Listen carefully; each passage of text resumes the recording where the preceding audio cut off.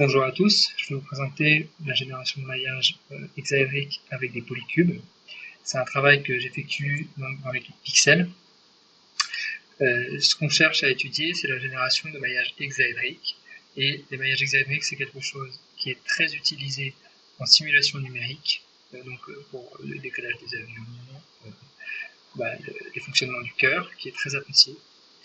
Et il se trouve qu'il est aussi très difficile à obtenir, particulièrement de façon automatique, et donc il y a beaucoup de recherches dans ce sens-là. Moi, précisément, ce que je vais vous présenter aujourd'hui, c'est la méthode dite des polycubes.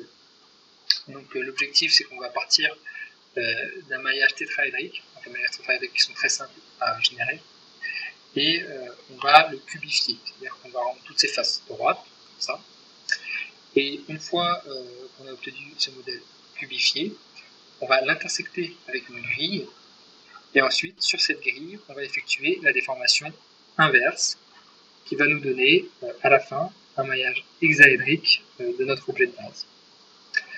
On peut tout de suite remarquer quelque chose sur ce maillage, c'est que comparé au maillage tétraédrique, il est très structuré.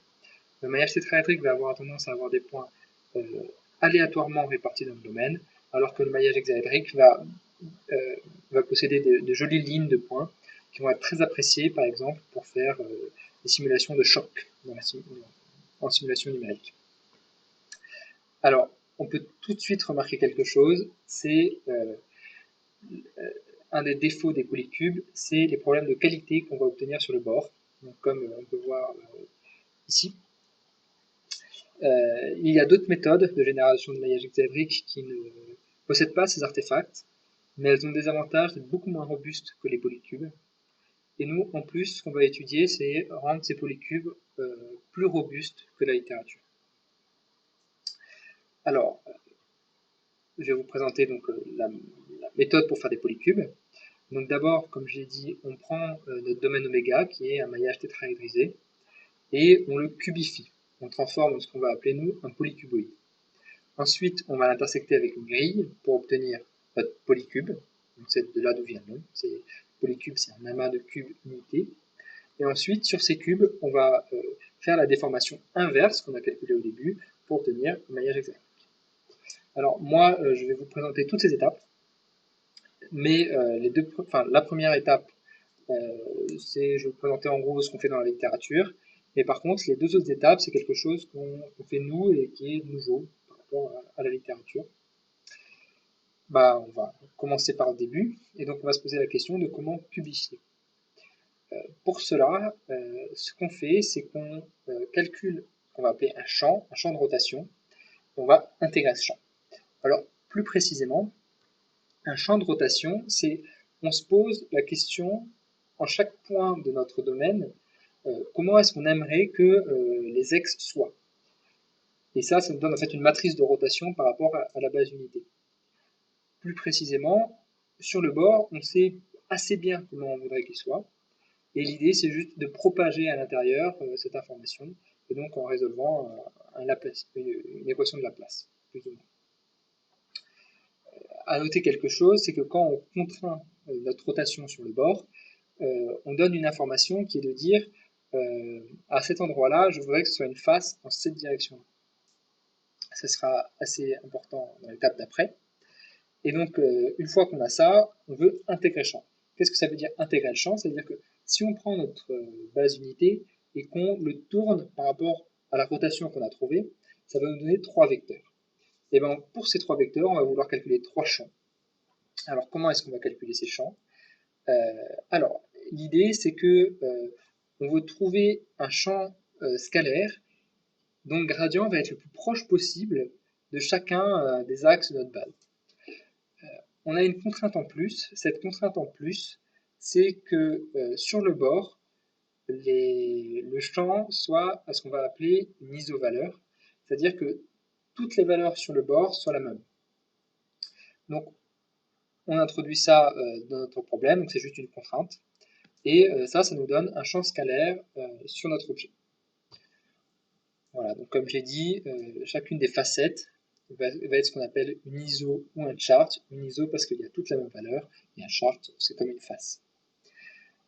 On effectue ça pour U, pour V, pour W, et ces trois valeurs vont nous donner en fait une paramétrisation de notre objet qui va nous permettre de cubifier l'objet. Alors, ce qu'on a fait jusque-là, c'est qu'on a pris notre domaine oméga, on a calculé notre champ d'orientation, on l'a intégré, et ça nous donne notre polycube oïde. À noter que ces opérations-là, à aucun moment on a des garanties théoriques que typiquement les opérations seront bien bijectives, qu'on ne va pas avoir de petits retournements locaux qui vont poser problème plus tard. Mais en pratique, ça fonctionne assez bien, j'en parlerai dans ma conclusion. Et maintenant, ce qu'on veut, c'est de ce polycuboïde, l'intersecter avec une grille, et ensuite, cette grille, effectuer la transformation inverse. Je vais commencer par l'intersecter avec une grille. Alors ça, c'est bien sûr la première chose sur laquelle on a mis une contribution. Pourquoi?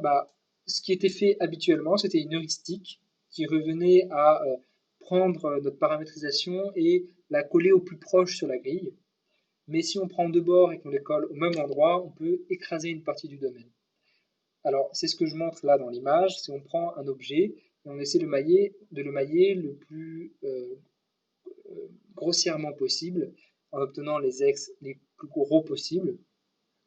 Et on fait ça au début, tout se passe bien parce que on a beaucoup d'ex, donc on peut mettre plein d'ex dans tous les endroits.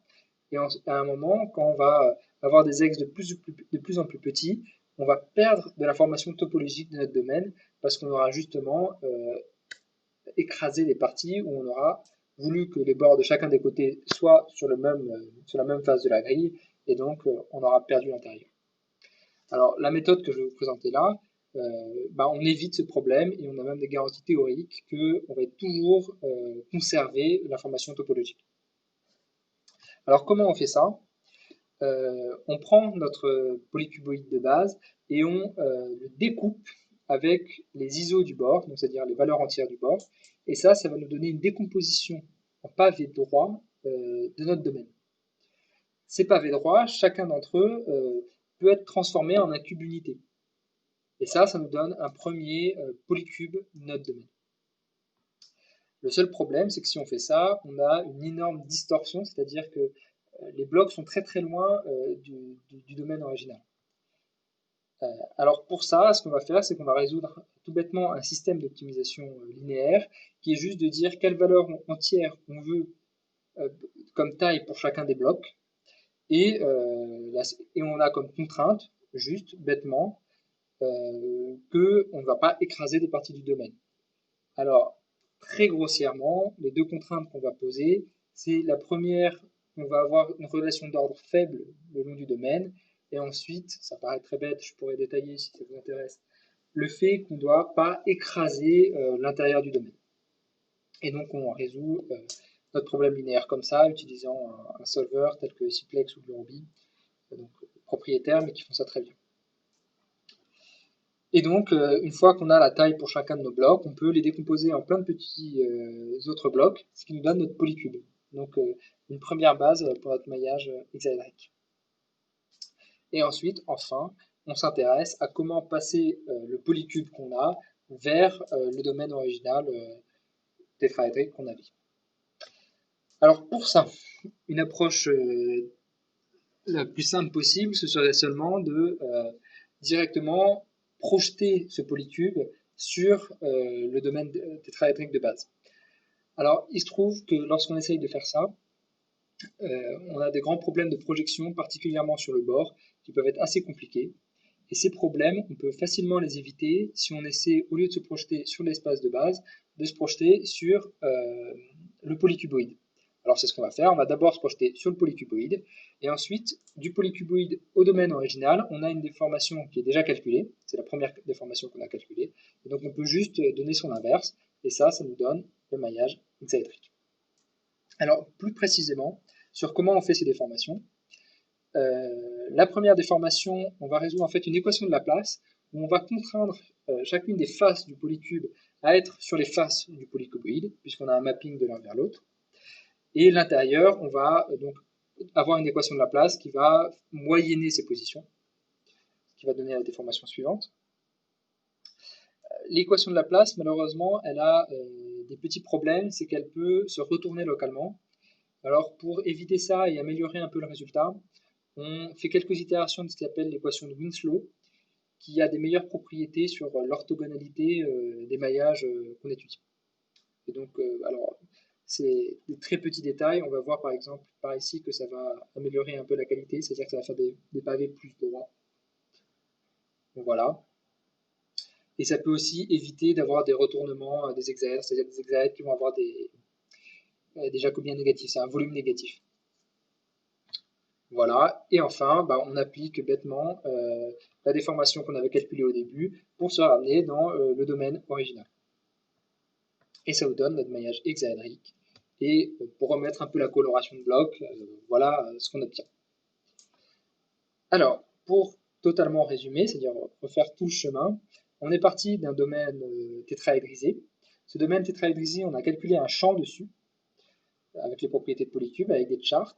Et ce champ-là, on l'a intégré, c'est-à-dire qu'on a sorti 3 champs scalaires. Et ça nous a permis d'avoir un polycuboïde. Ce polycuboïde, on l'a découpé en blocs. Et chacun de ces blocs, on leur a trouvé une dimension qu'on voulait dans notre polycube de fin. Et on les a divisés en plein de petits blocs, ce qui nous donne notre polycube. Ce polycube, on a ensuite d'abord ramené sur le polycuboïde. Ensuite, on a amélioré un peu sa qualité. Et enfin, on a effectué la déformation finale sur notre domaine original qui nous a donné notre maillage hexaédrique. Donc, que voici. Qui n'est pas très bien centré. On peut tout de suite voir, effectivement, comme j'avais montré précédemment, qu'il est de bien meilleure qualité, de bien meilleure structure que le maillage tétraédrique. Et les physiciens apprécient beaucoup ce genre de qualité. Alors, le travail qu'on a fait sur la robustesse des polycubes, ça nous permet en fait d'obtenir des maillages qui sont beaucoup plus coarses que d'habitude. Ce que ça veut dire, c'est qu'on va pouvoir chercher tantôt à obtenir des maillages avec une grande résolution, c'est-à-dire avec plein d'éléments, qui vont avoir aucun problème de perdre un petit détail de la géométrie, parce que les éléments seront assez petits pour juger, mais on pourra aussi obtenir des éléments plus grands sans perdre la qualité des détails géométriques, par exemple, qu'on va voir ici, parce qu'on a des contraintes qui nous empêchent d'écraser ces parties. Et ça permet, par exemple, quand on essaie d'obtenir des maillages très complexes, de ne pas perdre de petites parties qui seraient autrement perdues si on utilisait les méthodes de la littérature. Enfin, ça nous permet aussi, le fait de pouvoir avoir les plus gros blocs possibles, d'obtenir des structures de blocs de nos objets. C'est quelque chose avec lequel aiment beaucoup travailler les gens qui font de la simulation, parce qu'ils peuvent eux-mêmes choisir dans chacun des blocs quel maillage ils peuvent avoir. Et donc le fait d'être capable d'outputter ces blocs, c'est quelque chose qui les intéresse beaucoup et qui est un problème en fait assez difficile et que là on arrive à faire de façon assez robuste. Alors bien sûr, il reste des problèmes dans la méthode de polycube. Le premier et plus grand problème, c'est en fait un problème de flagging, c'est-à-dire qu'on va faire des choix sur le bord tout au début et de dire que ces faces-là vont être des ISO, ces faces-là vont être des ISO. Et dans certains modèles, comme le modèle que je présente ici, si on fait le choix suivant, qui paraît en fait, le premier choix qu'on va faire, eh ben, on va écraser une partie du domaine et on va perdre une partie topologique du bord. Actuellement, c'est un problème récurrent et il n'y a pas encore de bonne solution dans la littérature, donc c'est quelque chose qu'on étudie. Et enfin, quelque chose qui est un moins grand problème, c'est que parfois on peut avoir un bon flagging du bord, quelque chose de valide, mais à cause des propriétés des fonctions qu'on utilise, que ce soit le Winslow ou le Laplacien, on va quand même avoir des retournements locaux qui peuvent créer, in fine, des problèmes topologiques, comme dans l'image là. Bon, c'est la fin de ma présentation, je vous remercie pour votre attention, et si vous avez des questions, j'y répondrai sûrement.